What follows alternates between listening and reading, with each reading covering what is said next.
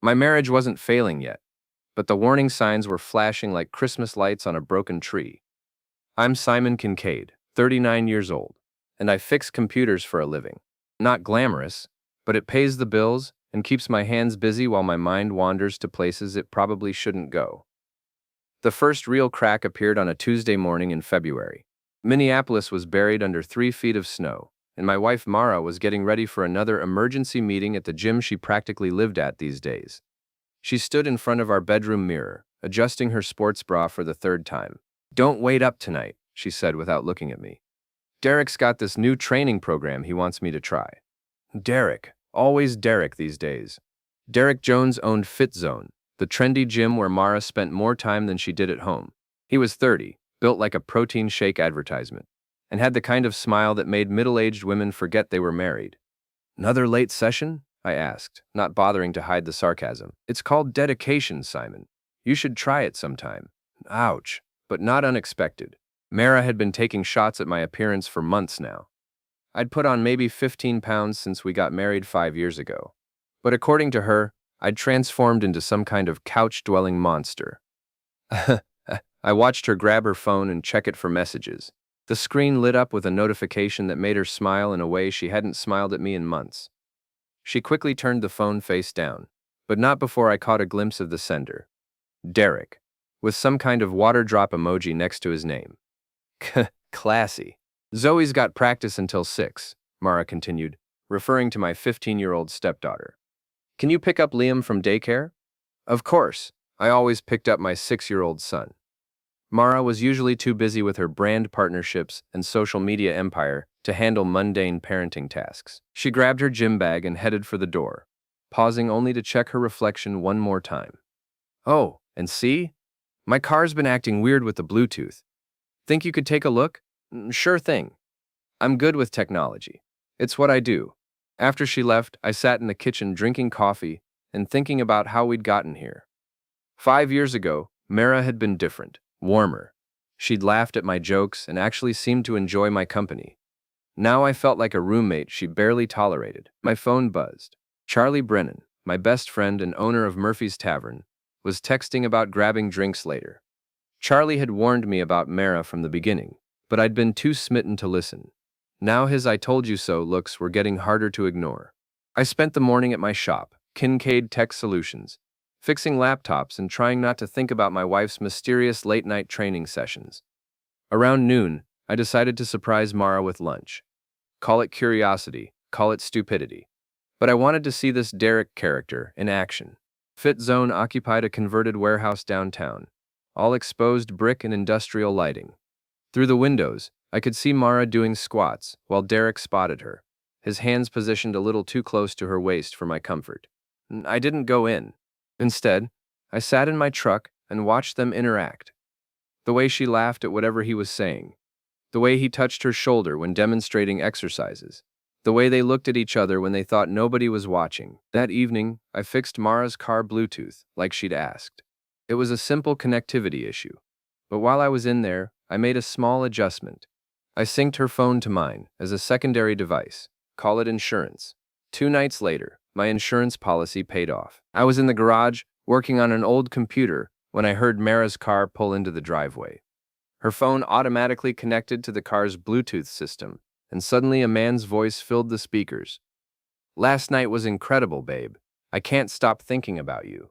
I walked outside just as Mara was frantically trying to disconnect her phone. Her face had gone white. "Trouble with the Bluetooth?" I asked, keeping my voice level. It's nothing. Wrong number." Sounded like Derek to me. She stared at me for a long moment, and I saw something shift in her expression. The pretense was over. "Simon, save it." I turned and walked back into the garage. "Guess you forgot to log out." That night, lying in bed next to my cheating wife, I made a decision. If Mara wanted to play games, I'd show her what a real player looked like. The thing about being an IT guy is that people underestimate what you can do with technology. They see you as the harmless nerd who fixes their computers and resets their passwords. They forget that you have access to their digital lives. Mara had been sloppy with her security. She used the same password for everything, FitLife 2024, with variations. It took me exactly 12 minutes to access her secret Instagram account, the one she thought I didn't know about. What I found there made my stomach turn. Love of his screenshots of our text conversations with laughing face emojis, photos of Derek shirtless with captions like, "My real man," messages to her girlfriends calling me boring and pathetic, plans for their future together, complete with discussions about how to get me out of the picture. But the worst part was a voice memo she'd sent to her best friend Bree. "He's so clueless, it's almost sad. Derek makes me feel alive again. Simon just makes me feel nothing." I sat in my office until 3 in the morning, methodically documenting everything. Screenshots, saved messages, downloaded photos. Then I crafted my response. Mara had a live stream Q&A session every Thursday at 7 p.m. She'd built up quite a following as a fitness motivation influencer, mostly suburban moms looking for inspiration. This week's topic was keeping your marriage strong while pursuing your dreams. The irony was delicious. I scheduled everything to post automatically at 7:15 p.m., right in the middle of her stream. Her private messages with Derek, the photos, the voice memos, all of it uploaded to her main Instagram story with the caption, "Oops, wrong account, #authentic, #real talk." I was at Murphy's Tavern when it happened, sitting at the bar with Charlie and watching Mara's follower count plummet in real time. "Holy cow, see," Charlie said, staring at his phone. "Did you see what your wife just posted?" "Can't say I have." I took a sip of beer and tried to look innocent. My phone started buzzing. Mara was calling, then texting, then calling again. I let it go to voicemail. "Simon, what did you do? How did you call me back right now?" Charlie raised an eyebrow. "You want to tell me what's going on?" "Just giving my wife a taste of her own medicine." The fallout was immediate and brutal. Mara's brand partnerships started dropping her within hours. Her fitness community turned on her. The comments on her posts were savage. "Cheater, fake. What about your poor husband?" But Mara wasn't going down without a fight. The next evening, she invited my boss, Jim Patterson, and a few coworkers over for dinner. It was supposed to be a casual get-together, but I could tell she was planning something. "Simon's been under a lot of stress lately," she told the group as we sat around our dining room table. "I'm worried about him." "I'm fine," I said, but she was already pulling out her laptop. "I think you should see this," she said to Jim, then accidentally projected a document onto our TV screen. It was a therapy session transcript from 2 years ago, when I'd been dealing with some lingering issues from my military service. Private thoughts about anger, about feeling disconnected, about sometimes wanting to just disappear. "Mara," I said quietly, "turn it off. I'm just concerned," she continued, addressing Jim directly. "He's been acting erratically, paranoid. I'm scared he might do something." She let the implication hang in the air. My coworkers shifted uncomfortably in their chairs. "That's enough." I stood up and turned off the TV. "Dinner's over." After everyone left, Mara cornered me in the kitchen. "How does it feel, Simon, having your private business exposed? Is that what this is? Tit for tat?" "This is me protecting myself. You want to play dirty? I can play dirtier." She was right about that. The next morning, Jim called me into his office. "Simon, I think you should take some time off. Get your head straight." "My head is fine. Look, I like you. You're good at what you do. But after last night, Mara's concerned about your mental state, and frankly, so am I." So there I was, suspended from my job because my cheating wife had weaponized my therapy records. But two could play that game. I still had admin access to FitZone's member app from when I'd helped Derek set up their system 6 months ago. He'd never revoked my permissions, sloppy security, but his loss was my gain. The app tracked member locations during workouts, ostensibly for safety purposes, but it also meant I could see exactly where Derek and Mara went during their training sessions. It turns out they weren't always at the gym. I followed their GPS trail to a cheap motel on Highway 35, then to Derek's apartment, then to a cabin up north that belonged to Derek's family. I documented everything, took photos, and waited for the right moment to use them. That moment came sooner than expected. Derek Jones wasn't just a cheating personal trainer. He was an engaged cheating personal trainer. His fiancée, Amanda Walsh, was a sweet kindergarten teacher who posted photos of their upcoming wedding on Facebook with heartbreaking regularity. I felt bad for Amanda. She didn't deserve what was coming, but she deserved the truth. The video I'd captured of Derek and Mara in his office was explicit enough to leave no doubt about what was happening. but not so graphic that it crossed any legal lines. I edited it down to the most damning 30 seconds and created several anonymous email accounts. The first email went to Amanda with a simple message. Thought you should know what your fiancé does during his private training sessions. Sorry. The second went to Mara's family group chat. Her parents, her sister, her brother-in-law. People who'd welcomed me into their family and deserved to know why their daughter was destroying her marriage. The third went to Minneapolis Gym Gossip, a local blog that thrived on fitness industry drama. By noon, my phone was ringing off the hook. Mara's sister called first. Simon, what the heck is going on? Mom's crying, Dad's talking about driving down there with his hunting rifle, and Mara won't answer her phone. Ask your sister, I said. She's the one with all the answers these days. The blog post went viral within hours. Local gym owner caught in steamy affair with married member. The comments section was brutal, but the real entertainment came from watching Mara's support system crumble. Her best friend Bree, who'd been complicit in the affair, suddenly developed amnesia about her role in the whole thing. I had no idea it was so serious, Bree posted on Facebook. I thought it was just harmless flirting. I'm disgusted by this behavior and can no longer support it. She then proceeded to leak screenshots of her private conversations with Mara, including some choice quotes about me that made Mara look even worse. Zoe, my stepdaughter, was caught in the middle. Mara had been filling her head with poison for months, bribing her with expensive clothes and concert tickets to take her side against me. Now Zoe was posting angry TikToks about toxic masculinity and controlling stepfathers. The posts hurt, but I understood the game Mara was playing. Zoe was 15 and impressionable. She'd been manipulated by an expert. Meanwhile, Derek was dealing with his own problems. Amanda had called off the wedding and kicked him out of their shared apartment. His gym was getting negative reviews from people who'd seen the video. Several of his female clients had canceled their memberships. I decided it was time to apply some direct pressure. Derek drove a bright red Mustang with custom rims and a sound system that could wake the neighbors 3 blocks away. He was proud of that car, always posting photos of it on social media with captions like "Beast Mode" and "Living My Best Life." I waited until 2 in the morning, then paid his apartment complex a visit. I didn't damage anything permanently, but I did leave my mark. Protein powder in the gas tank would gum up his engine without causing permanent harm. Glitter bombs hidden in the air vents would make his next few drives sparkle. And a note on his windshield. Next time, keep your dumbbells to yourself. Derek found the mess the next morning and immediately called Mara in a panic. I know this because I was still monitoring her phone through the Bluetooth connection. Someone trashed my car. This is insane. Your husband is insane. Calm down, Mara said. We'll figure this out. Figure it out? The guy's clearly unhinged. What if he comes after us next? He won't. Simon's all talk. He doesn't have the guts for real confrontation.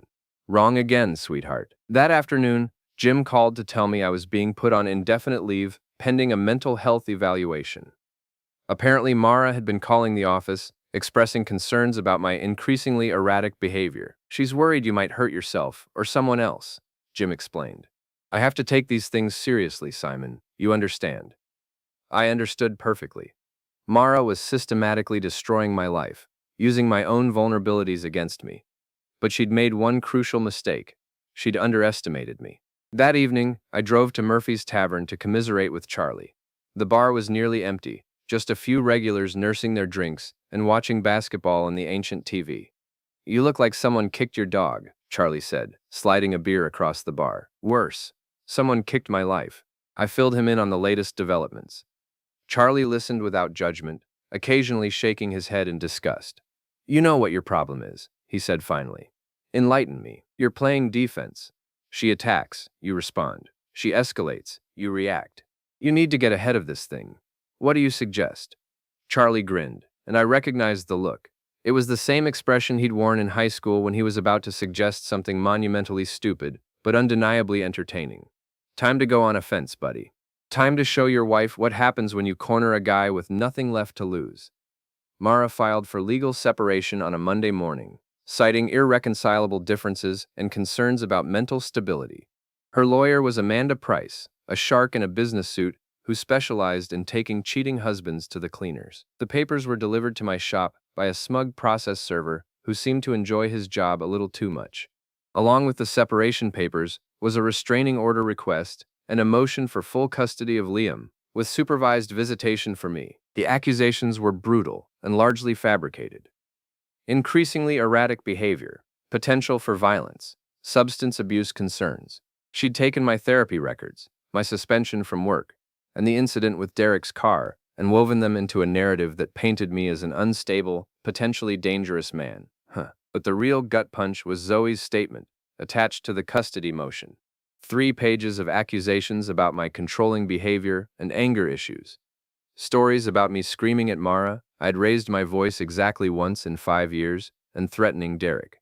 I'd never even spoken to the man directly. The statement was clearly coached, probably written by Mara herself, but it would carry weight with a judge. A teenager's testimony about abuse was taken seriously, as it should be. That afternoon, I came home to find the locks changed and my belongings in boxes on the front porch. Mara had moved fast. I was loading my stuff into my truck when she appeared in the doorway, Derek lurking behind her like a bodyguard. "You can see Liam on weekends," she said. "Supervised visits until you get help." "I don't need help, Mara. I need honesty." "Honesty?" She laughed, and it was a sound I'd never heard from her before. Cold and sharp. "You want honesty? Here's honesty. I haven't loved you in 2 years, maybe longer. You're boring, Simon. You're safe and predictable and boring, and I can't stand it anymore." Derek stepped forward, puffing out his chest. "I think you should leave, man. You're upsetting her." I looked at him for a long moment. He was bigger than me, younger, more muscular. In a fair fight, he'd probably win. But I wasn't interested in fair fights anymore. "You're right," I said. "I should go. But Derek? You might want to tell your side chick about Mara. I'd hate for there to be any more surprises." Yeah, the color drained from his face. Mara spun around to stare at him. "What side chick?" she demanded. I climbed in my truck and Rowan denied. And he wasn't just cheat on his fiancée with my wife. He was also seeing a young instructor who worked at the studio next to his gym. Apparently Derek had a type, fitness-obsessed women with relationship problems. I rented a furnished apartment across town and spent the evening planning my next move. Mara thought she'd won by kicking me out of the house, but she'd actually done me a favor. Now I could operate without her watching my every move. 3 days later, Mara threw a freedom party at what used to be our house. She invited her fitness friends, her family, and half the neighborhood. The theme seemed to be celebrating my escape from my awful husband. I know this because our neighbor, Mrs. Henderson, had doorbell cameras that captured everything. She'd always liked me better than Mara anyway, and she was happy to share the footage. The party was in full swing when I put my plan into action.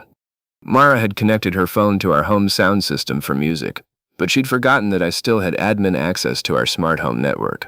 At exactly 9 p.m., right when the party was at its peak, I remotely connected to the sound system and began broadcasting audio from one of Mara and Derek's more intimate encounters. The recording was crystal clear, complete with Mara's commentary about my inadequacies as a husband. The reaction was immediate and spectacular. Guests started leaving in droves. Mara's parents looked mortified. Her brother actually threw up in the bushes. But the best part was watching Derek try to explain to Mara why he'd told Crystal the same things he'd been telling her. Apparently, they'd had quite the confrontation after I'd planted that seed of doubt. My phone rang 20 minutes later. "You're sick," Mara screamed.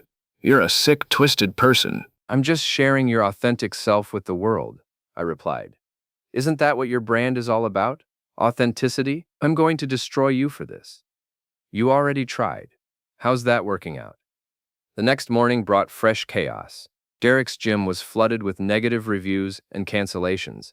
Several of his business partners were reconsidering their investments. The local news had picked up the story, running it as a cautionary tale about social media oversharing. But Mara wasn't done fighting. She'd frozen our joint accounts and filed additional motions with the court, trying to paint me as a cyber stalker and a threat to public safety. Unfortunately for her, I'd anticipated this move. 6 months earlier, when I'd first started suspecting the affair, I'd quietly moved most of our savings into a trust fund for Liam. Legally bulletproof and completely out of Mara's reach. When she discovered what I'd done, she called me in a rage. "You can't do this. That's my money too." "Actually, it's Liam's money now. I thought you'd approve. You're always talking about securing his future. You planned this. You've been planning this for months. You taught me to think ahead, babe. Guess I was a better student than you realized. That weekend, I got my first supervised visit with Liam. The court-appointed supervisor was a kind woman named Janet, who seemed more interested in her crossword puzzle than in monitoring my interactions with my son. Liam was confused and hurt by the separation, asking questions I couldn't answer honestly. How do you explain to a 6-year-old that his mother is a cheater and his stepfather is a fool? Are you and mommy getting divorced? He asked, as we built a Lego castle. I don't know, buddy. Maybe. Is it because of Derek? Out of the mouths of babes. What do you think about Derek? Liam considered this seriously. He's okay, I guess. But he's not my daddy. You're my daddy. That simple statement hit me harder than all of Mara's accusations combined. Whatever else happened, I wasn't going to let her take my son away from me. The investigation into Derek's gym began on a Tuesday. I'd anonymously tipped off the state health department about some questionable supplement sales happening out of FitZone's back office. Not illegal exactly, but definitely against regulations. I knew about the supplements because Derek had bragged about them to Mara in one of their recorded conversations. Exclusive stuff, he'd called it. Not available to the general public. Translation: unregulated substances being sold without proper licensing. While Derek dealt with inspectors and potential fines, I focused on rebuilding my relationship with Zoe. My stepdaughter had been poisoned against me, but she wasn't stupid. She was starting to see through Mara's manipulation. The breakthrough came when Bree, desperate to salvage her own reputation, leaked more of her private conversations with Mara, including one where Mara admitted to paying Zoe $50 for every social media post that made me look bad. She's been bribing you? I asked Zoe during one of our awkward coffee meetings. Zoe stared into her latte, ashamed. She said it was just spending money, for supporting her during a difficult time. What else did she ask you to do? Record you.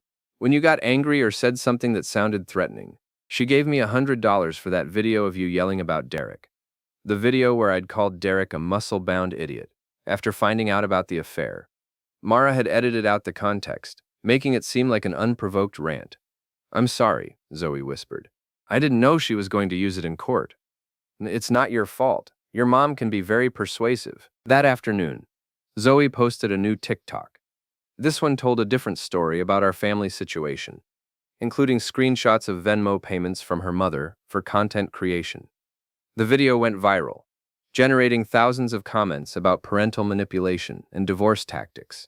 Mara was furious, but there was nothing she could do without admitting to the bribery scheme. Meanwhile, Derek was having problems of his own. The health department investigation had uncovered several violations, resulting in hefty fines and a temporary closure of his gym. His business partners were pulling out, and his landlord was threatening eviction for unpaid rent. But I wasn't done with Derek yet. I'd been monitoring his social media accounts, and I knew he was planning a comeback event at a rented space downtown, a fitness expo where he'd try to rebuild his reputation and attract new investors. The night before the expo, I paid the venue a visit. Not to cause damage, but to make a small adjustment to their sound system, the same kind of adjustment I'd made to Mara's car months earlier. The expo was well attended, mostly by people curious to see the infamous Derek Jones in person. He gave a speech about overcoming adversity and learning from mistakes, positioning himself as a victim of social media mob mentality. Then I activated my little surprise. Derek's phone, connected to the venue's sound system, began broadcasting his private conversations with Crystal, his yoga instructor side piece. The audience heard him making the same promises to her that he'd made to Mara, using the same lines, the same fake sincerity. The crowd turned hostile quickly. Someone threw a protein bar at the stage. Others demanded refunds. Derek fled through a back exit, leaving his remaining business partners to face the angry mob. That evening, Mara called me for what would be our final negotiation. What do you want? She asked, her voice tired and defeated. I want my son. I want joint custody, no supervision, no restrictions. Fine. What else? I want you to admit what you did, publicly. No more lies about my mental health or my behavior. Tell the truth about the affair, the manipulation, the bribes. And if I don't, then I release everything else I have, the financial records showing how you've been stealing from Liam's college fund, the messages where you and Derek planned to have me committed, the recording of you coaching Zoe on what to say in court. There was a long silence. You've been recording everything, she said finally. Everything that matters. You're not the man I married. No, I'm not.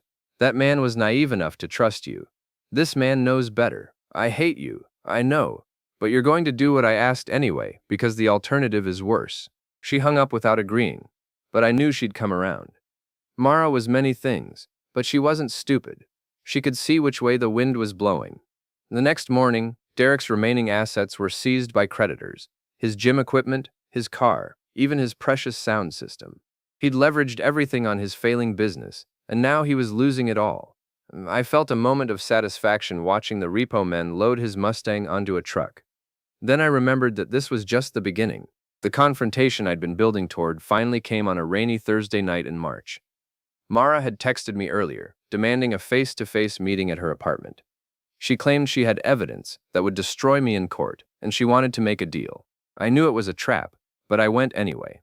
I was done hiding, done playing defense. It was time to end this thing once and for all. Mara's new apartment was in a converted warehouse downtown, the kind of trendy space that cost twice what it was worth. She'd furnished it with Derek's help, though most of his contributions had been repossessed by now. When I arrived, I found Mara, Derek, and Zoe waiting for me in the living room. They'd arranged themselves like a tribunal, with Mara in the center chair and Derek standing behind her like a bodyguard. "Sit down, Simon," Mara said, gesturing to a chair across from them. "I'll stand, thanks. Suit yourself." She pulled out her phone and set it on the coffee table between us.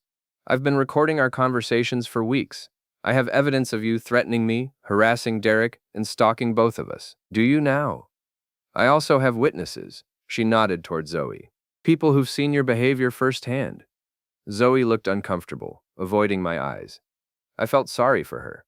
She was still just a kid caught in her mother's web. "Here's my offer," Mara continued. "You sign over full custody of Liam. You stop interfering in my life, and I won't press charges for harassment and stalking." Derek stepped forward, trying to look intimidating. "And if you don't take the deal, we're going to make sure everyone knows what kind of man you really are." I looked at the three of them and started laughing. Not a bitter laugh or a sarcastic chuckle, but genuine amusement. "What's so funny?" Mara demanded. "You are, all of you."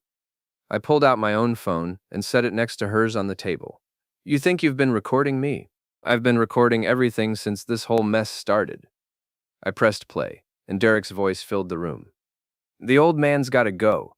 We need to find a way to get him committed or something. Make him look crazy." Mara's face went white. "Where did you get that?" "Your car, actually. Amazing what you can hear through a Bluetooth connection." I pressed another button. "But that's not the best part." Now it was Mara's voice.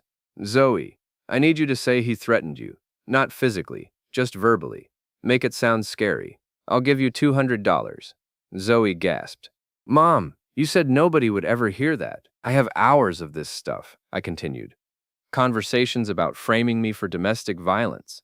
Plans to drain our accounts and disappear to Miami. Derek talking about how he's going to break that loser's spirit. Should I keep going? Derek lunged toward me, but I was ready. I sidestepped his clumsy charge and let him crash into the coffee table, scattering phones and magazines everywhere. "Careful, Derek.